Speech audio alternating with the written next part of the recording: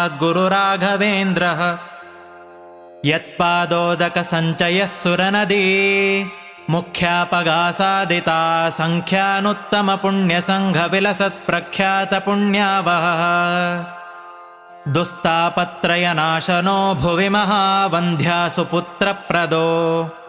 व्यङ्गस्वङ्गसमृद्धिदो ग्रहमहापापापहस्तं श्रये यत्पादकञ्जरजसा परिभूषिताङ्गा यत्पादपद्ममधुपायितमानसाये यत्पादपद्मपरिकीर्तनजीर्णवाचः